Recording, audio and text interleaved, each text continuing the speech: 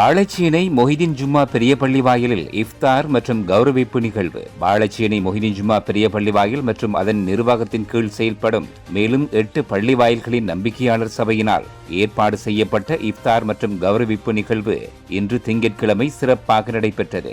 குறித்த நம்பிக்கையாளர் சபையின் உபதலைவர் அல்ஹாஜ் அய்யூப் தலைமையில் நடைபெற்ற இந்நிகழ்வில் வாழைச்சேனை அந்நஹஜுதுல் இஸ்லாமிய அரபு கல்லூரியின் அதிபர் அஸ்ஸேக் எம் ரஹ்மத்துல்லா ஃபலாஹி அவர்கள் தமது பல வருடங்களாக ஆற்றி வரும் அர்ப்பணிப்பு மிக்க சேவையை பாராட்டி கௌரவிக்கப்பட்டார்.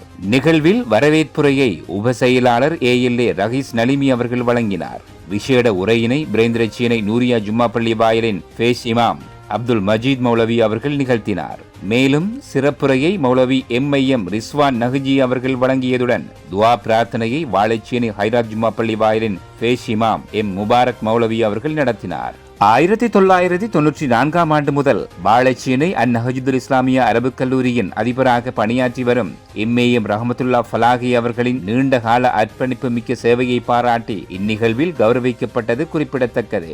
இந்நிகழ்வில் வாழைச்சேனை பிராந்திய உதவி போலீஸ் அத்தியட்சகர் கோரளைப்பற்று பிரதேச சபை தவிசாளர், பிரதேச சபை உறுப்பினர்கள், பிரதேச பாடசாலைகளின் அதிபர்கள், முன்னாள் அதிபர்கள், ஆசிரியர்கள், உலமாக்கள், கல்விமான்கள், மதரசா மாணவர்கள் உள்ளிட்ட பலரும் கலந்து கொண்டனர்.